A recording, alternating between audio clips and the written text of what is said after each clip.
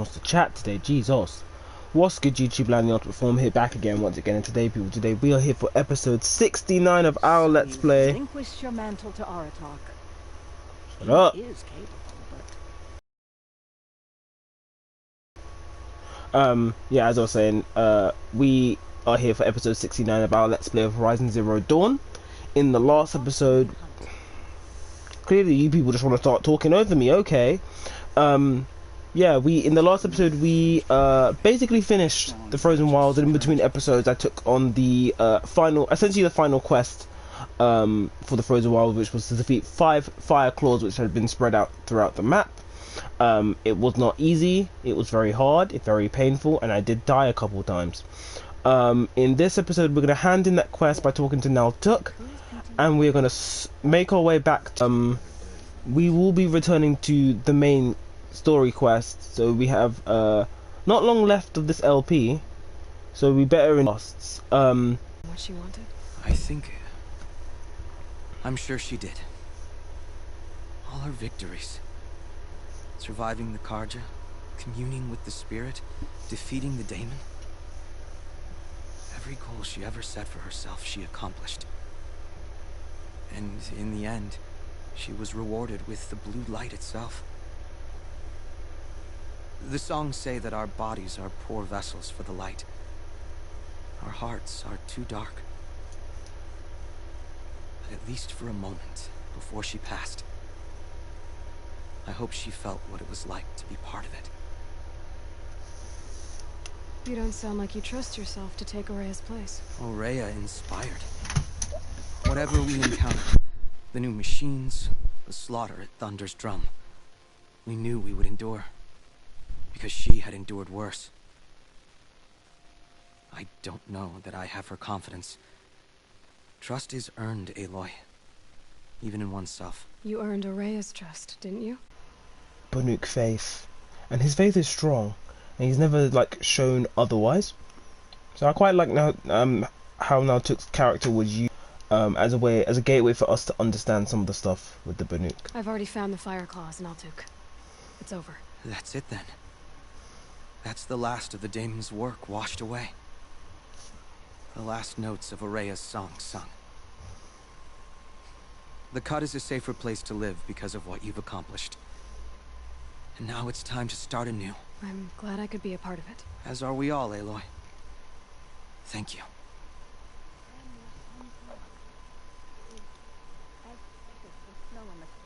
The forge is complete. We get one extraordinary box, some experience, and yeah, pretty much done. That gives us another level, but levels didn't really matter at this point. There is one more piece of armor that I wanted to buy, but I can't remember if I can afford it or not. No, I need 16 blue gleam. I don't know how I'm going to get those last 3. Oh well. I would love to have that last piece of armor, but I guess it doesn't matter too much. So let's travel back. As you can see, it auto marks our pathway all the way back to the Karja Sundom. But we're gonna walk out the cut. Have you seen the cliff face overlooking? And very much ask a few questions and have a few thoughts as we travel out of the cut. As like a prelude to that part of our adventure.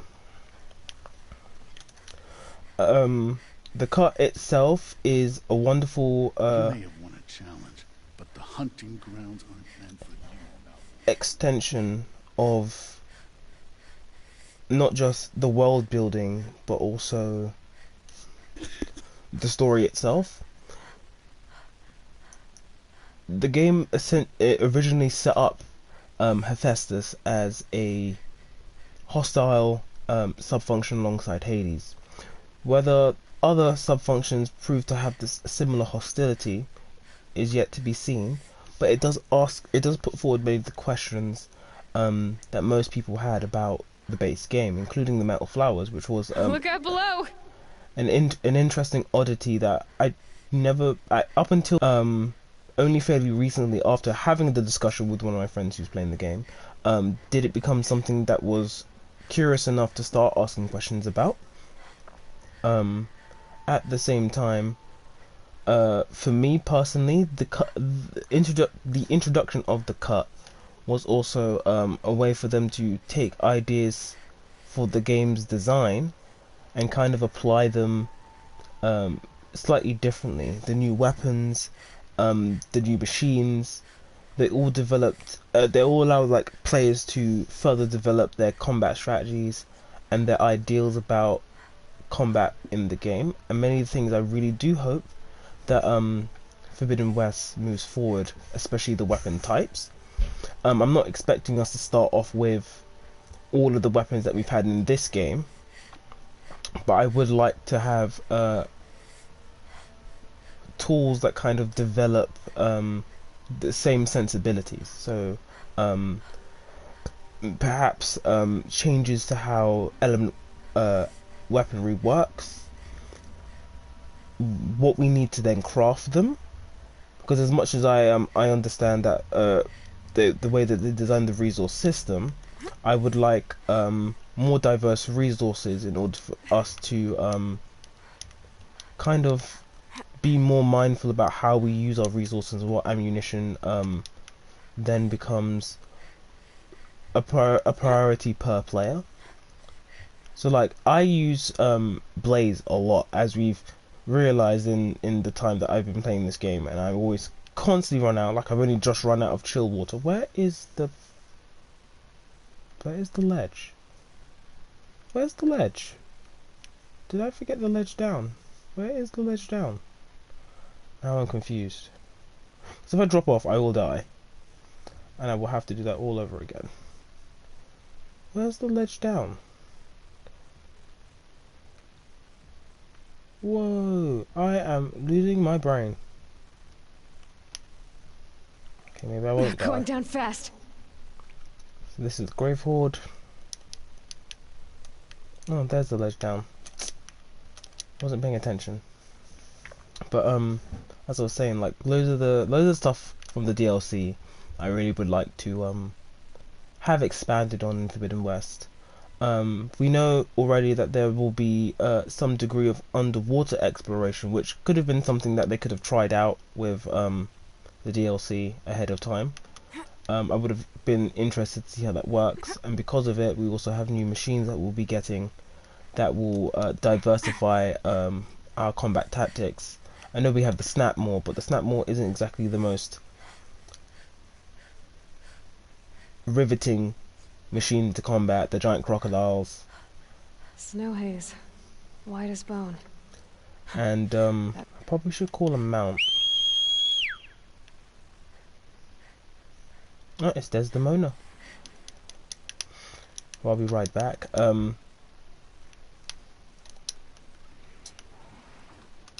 What was it? What am I doing? What other things that I was thinking about? So I can't be asked to go and get my notes. I did write notes for this, and I was thinking about it before starting.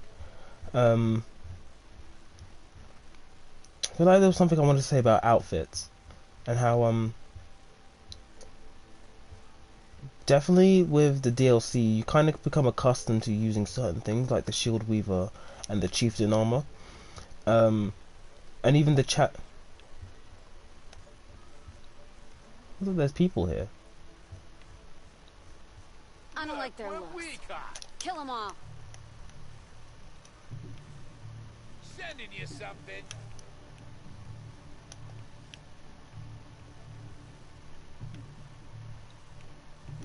Where though? So close.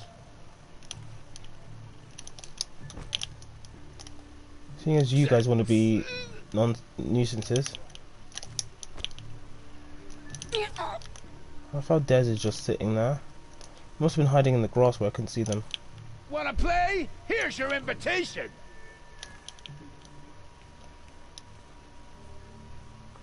He actually can't see.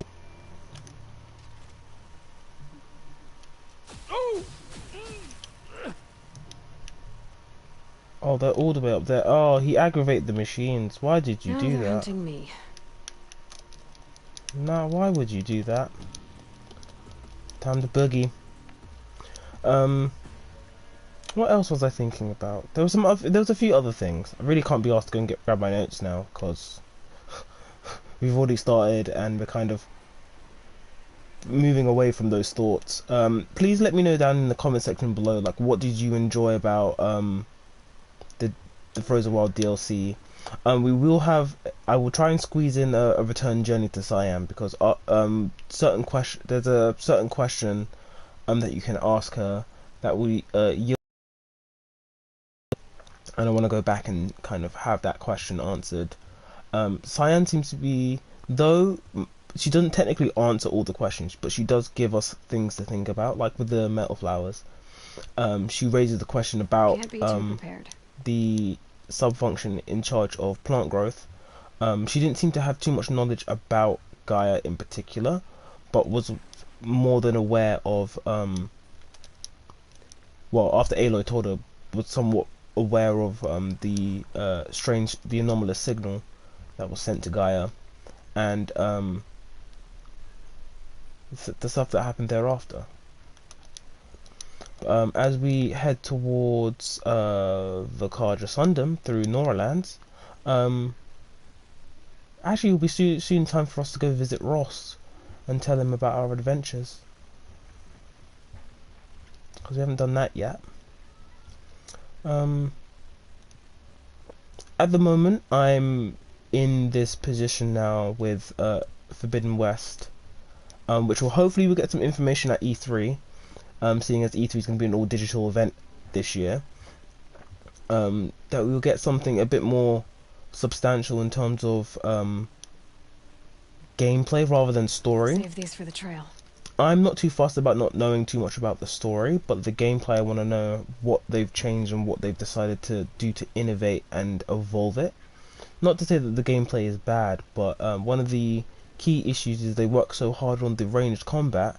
When it came to the melee combat, they didn't really do very much with it, but it was more like an afterthought. I'm going the wrong way, but that's okay. Going the wrong way, but that's okay. Heading away from where we're supposed to be going, because I lost track of the road. I thought there was something moving there. Whoops. What was I saying? I know I'm getting distracted. I apologize. It's just been a long time since I've ridden through this area, and I'm a bit enamored by it graphically.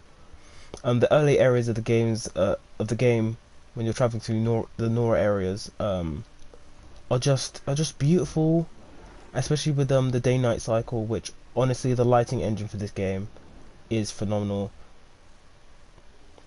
And this is the same engine they used for Killzone, so like they really worked hard on making it adjust for an RPG setting. Speaking of which, one of the things I did write down on my notes that I do remember is the skill tree. How they could innovate the skill tree a little bit more to make it a bit more, because like once you max out everything, you kind of have nothing to do. Where's my skills? So you have Prowler, Brave, Forager, and then for the DLC they added Traveler, which allows you to pick up a mounted shard.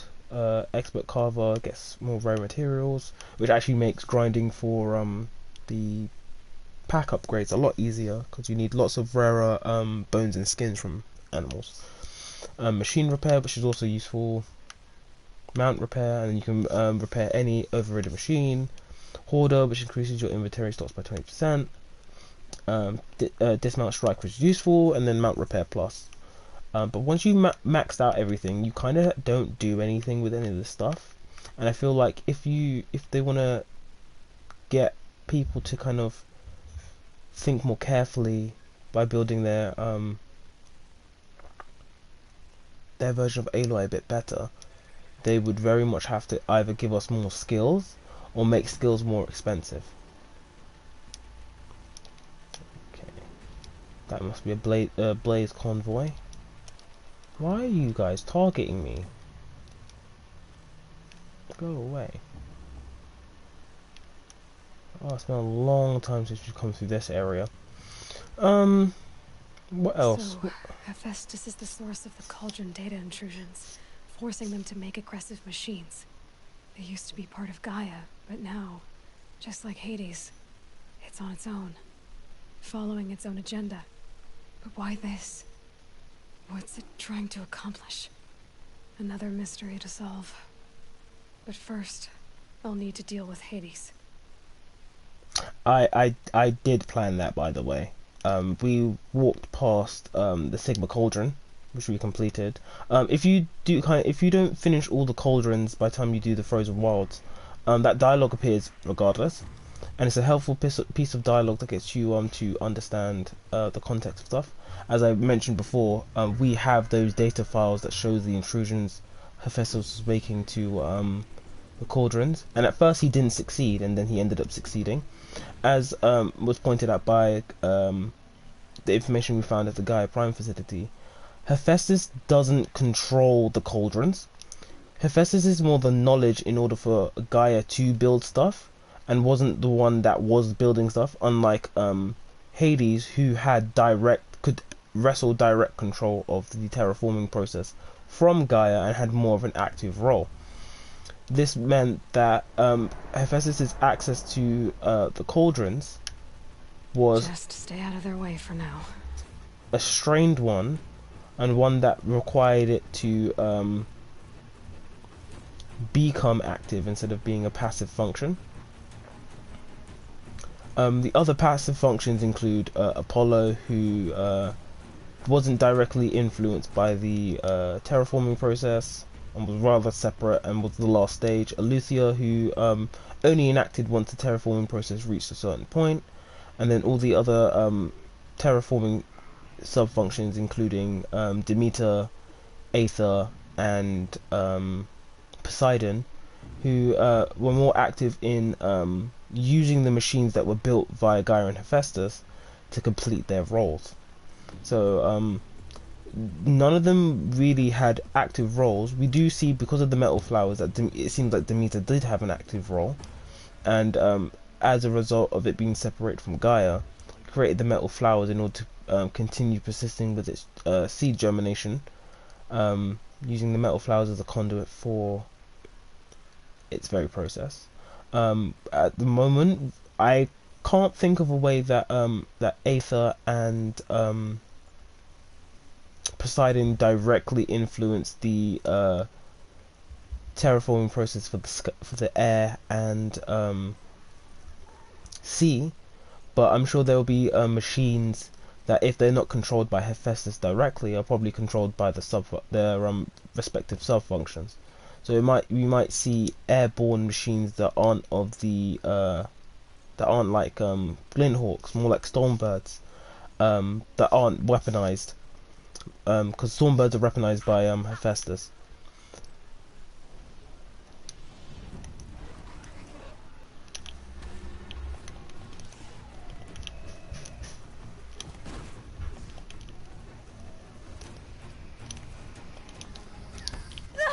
Oh, how did you hit me? Let's fight the Stormbird because he wants to pick a fight.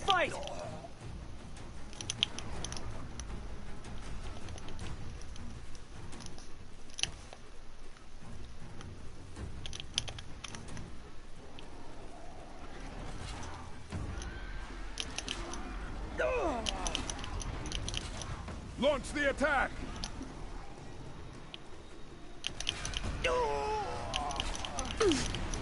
Oh my god.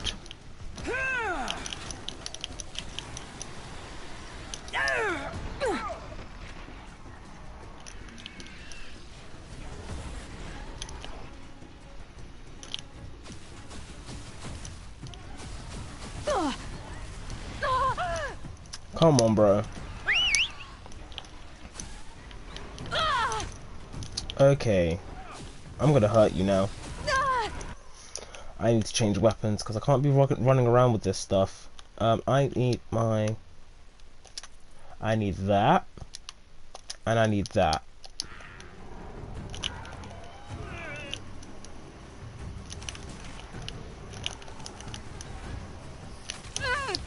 Ow. This by no means is this fair.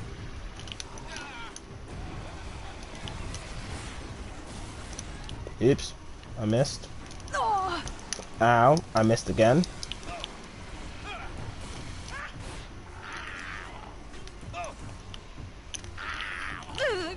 Oof, jeez. Desdemona, why aren't you being helpful?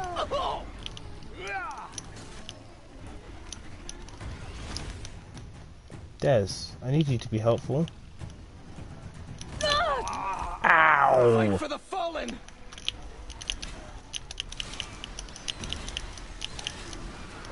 You're being annoying.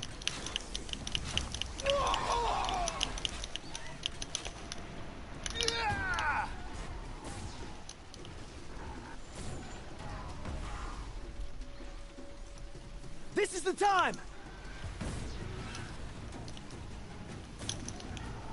Okay, you're being super annoying. Beyond my reach. Sit down.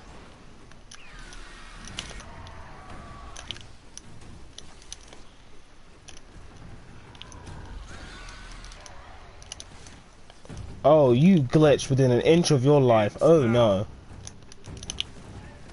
Can't make this up, bro. A Stormbird glitched within an inch of its entire existence. Ow. I need to put my shock drink on.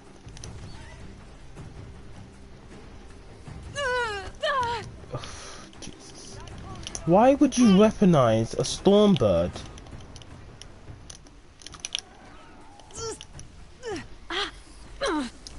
Okay, you're bullying me now.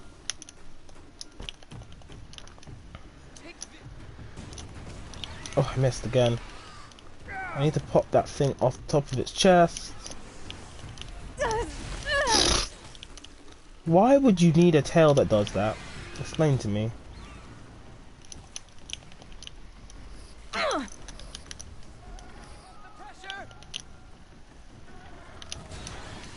Dead.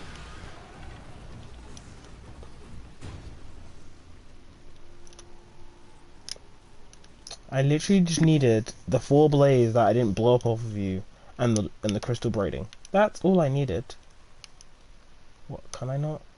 Do I have too many leaves? I'd have to ditch something. Oh, that's okay. They're purple, but that's okay. Des, you were absolutely useless in that fight. I needed you, and you didn't do anything. Oh, that card soldier is dead. Dead. What else is there to really mention or talk about? Because I was talking about the sub-functions, and I was talking about Aether at the precise moment of us getting beaten up by a Stormbird. But yeah, as I was saying, in Forbidden West, I really hope that they show that not all the machines are being interfered with by Hephaestus, and that some of them are working directly under the sub-functions that they were built for. Like, we did see that there was a turtle-like machine that I assume, if it's not a transport machine, it is working directly under Poseidon in the cleanup efforts for water and the waterways and the oceans. I really hope, because we're going to the Forbidden West, which is literally on the other side of the continent, because we're on the east side of America, Colorado. Here, a broadhead. And we're pretty much landlocked at that point, but we're going to be going basically to San Francisco, I believe, California, that side, the west side. So hopefully there'll be coastal portions with machines that work out in the ocean, which would be a lovely thing to see, because these could be really large Leviathan-sized machines that can't exist within the confines of Colorado, and the fact that it doesn't have many lakes. Loads of rivers, but not many lakes. That would be really cool to see. So the potentiality for really large machines. We have rock breakers and the Thunderjaw, but obviously rock breakers are terraforming machines, and I think rock breakers are larger than Thunderjaws. One of the two is like really big for no reason. But rock breakers very much are the quintessential terraforming machine, because they serve multiple functions. They're cargo carriers, They, oh god, almost didn't see him there. They work as part of the system that kind of reshapes the land and brings much needed resources from underground. Jeez, we got here a lot quicker than I thought. A lot quicker than me. They should do a bunch of things that is part of the terraform system that's really useful. But without me rambling, You have no leader around here. okay, I'm gonna change my clothes because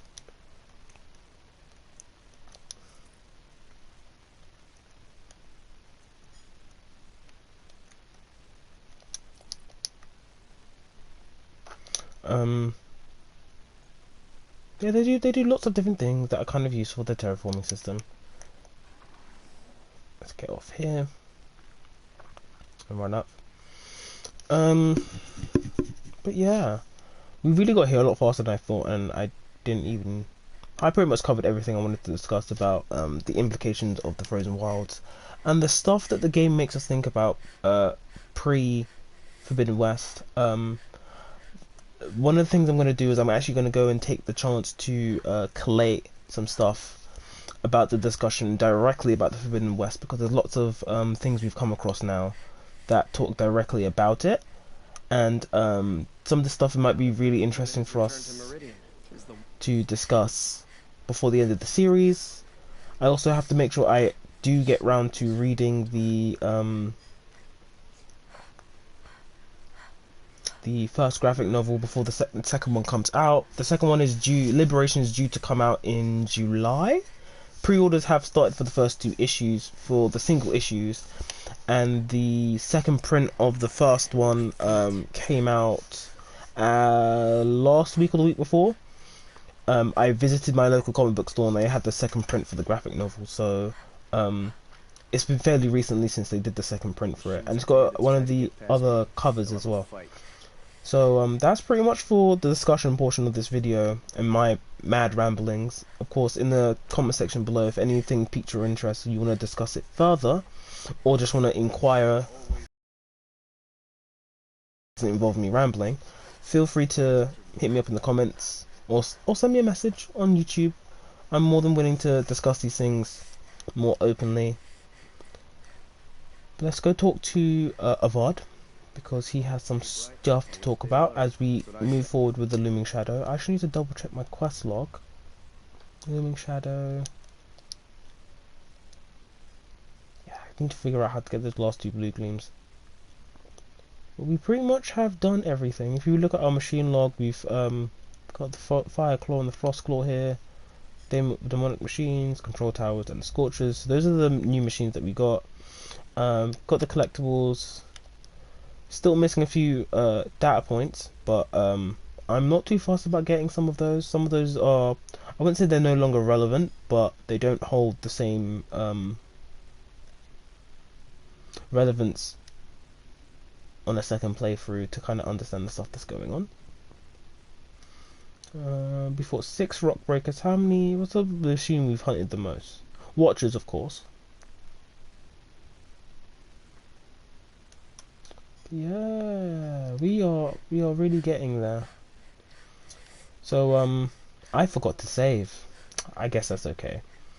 But let's go talk to Avad and have a lovely conversation with the current king of the Carja Sundom. Aloy, what brings you to Meridian? A threat. Helis commands a legion of fanatics called the Eclipse. They will attack soon from the west, with an army of ancient war machines. But that's not the worst of it. They'll bring a mind with them. God, demon, machine, whatever you want to call it. It's called Hades. And it doesn't want Meridian at all. It wants the Spire. And if it gets there, it will send out a call, waking more ancient machines, more than we could ever defeat. All will be lost. We can't let that happen. I'm trying to understand, but my responsibility lies with Meridian. Meridian isn't the target, Avad. You have to defend the Spire. Perhaps the Vanguard, Your Radiance. Yes. Send them to the spire. Aaron knows Aloy. He won't question it. And have the city guard fortify the western ridge. There they can be seen to protect Meridian and the Elite, where the spire rests. Aloy, allow me to apologize for my behavior before. After everything that happened with Ursa, I was... Nah, you just wanted some confused. cheeks, bro. If we're to fight together on the brink of life and death, I'd prefer to do so with your forgiveness. Then you have it. As long as you don't confuse me with her again. Even a king can learn his lesson. Good then. I'm glad that's behind us. Now, it will take time to prepare our defenses. Please, tell me what you know of our enemies. Everything. I don't know about everything, but I'll tell you what I can. Cool. Aloy is a brilliant tactician at this point in the game, and I really do think that she's grown very much into her leadership role, and her separation from the Nora in her particular fashion aids that. Have you spoken to Blameless Murad? Not yet, but I will. He wishes to speak to you. Defensive preparations are his responsibility. Cool. Talk to Blameless. I don't think we've spoken about him yet. Might have to add that to our discussion topic for next video. Because the naming system for the quietly does it. Panic in the city will only create another enemy. And do keep me appraised of each new arrival. You faced the Shadow Carja down and brought our... yeah, the Karja monarchy, aristocracy, priests, and so on and so forth. They're rather interesting, but we don't have a lot of information on them. That stuff wasn't really built at this point. There's a lot, but there isn't like detailed stuff. Ah, Aloy. Preparations are underway on the ridge defenses and at the spire. Word was sent to every corner of the Sundom. Our allies offered their steel. Some came for Meridian, others for shards. But many came for you, by name. For me. Don't be so humble. Cool. The Talk ridge about the will be ridge. the front line. That's where the city guard are holding?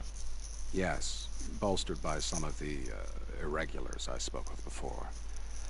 The Oseram cannons that thundered Meridian's walls in the Liberation will now defend us. You're welcome to tour the defenses. And the spire. Erend and the Vanguard are there? Indeed. Clashing breastplates together and testing out their battle cries, I suppose. A number of the Nora have also arrived at the spire. They have resisted the offer of a royal audience. Perhaps you could parley with them. I will. I suppose all we can do is wait for the attack. Exactly. It's not a feeling I cherish, but our spotters at Evening Sign report there's still no movement in the west. So, if there's more you need to do elsewhere, seize this time to do it. Otherwise, I've made the apartment of Olin Delverson available to you. You can sleep there, if sleep comes. So yeah, we have a few optional stuff to do. So rest before the final battle. We can visit both the sites and then do all the optional stuff. And we've got one of Elizabeth Sobeck's journal files restored. So I didn't mention, forgot to mention that. Something I really should have thought about. So when we went to Elizabeth Sobeck's office in the Gaia Prime facility, on our way out we scanned some data logs that were corrupted. So we downloaded them into the Focus, and the Focus has been spending this entire time that we've been in the cut repairing those files so we could read them at this point. Up until the very last part of the quest, they will periodically pop up to give us more insight into what happened. Excuse me. This very much discusses the stuff that happened on the lead up to ZD, or the last few days of ZD, and some of Elizabeth's thoughts about it, and the cooperation between the ZD project and the Odyssey project. Was it called Far Zenith? One of the two. Far Zenith is part of it, but one of the things I mentioned, if I remember correctly, was that Apollo, or the alpha for Apollo, was originally on the Odyssey project, and the preliminary build of Apollo was part of what became Apollo, essentially. So if Far Zenith did not blow up, or the Odyssey didn't blow up, there would have been a backup for Apollo that could have been used as part of ZD. But as usual, you can pause and read the data log yourself. And we shall move on. Excuse me. Cool. So I think I'll end the episode here. The episode's a little bit short, and a lot of me talking and rambling and trying to sort through the muddled things that I wanted to bring up. Let's find a save point and save properly. There's the next one. The last time I visited Guy Prime was November last year. Blah blah blah blah. I wonder if it's the same one. Whoops.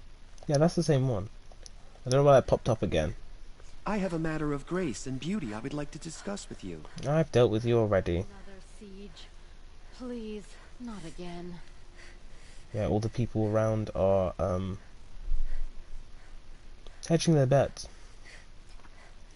for what's gonna happen next. I don't think I'll be able to do all of this in one episode, but it will definitely be something I try to do as much as possible without diverting too much, but we'll see. Again, there wasn't much action apart from getting ambushed. Terrible machines. But we will end the episode here for the time being. Probably be better if it's daytime. Gather both spears. For Don't let them take the city without a fight. okay, all the battle cries and stuff are getting on my nerves. Get to safety. The battle begins. Parkour. So for the time being, we're going to end the episode here with the rising sun. If you enjoyed this episode, please make sure you hit that like button, subscribe if you haven't already, ring the bell to get notified of more content coming your way.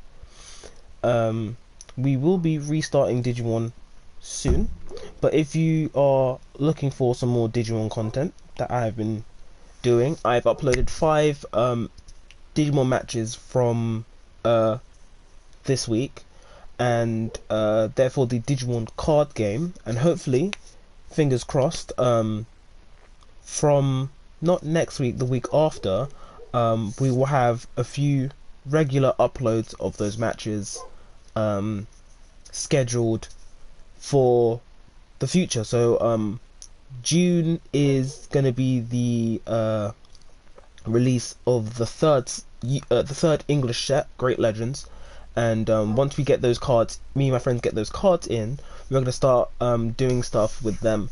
If you want to see things in particular, like our builds and not just our matches, and even maybe perhaps a tutorial of the game from our perspective, let me know in the comment section of those videos. As many likes as possible to push those videos, so I know that you guys want more of them. And that's been like the longest outro of my life. I've been your boy Lan, the Ultimate Form, and I will catch you guys later.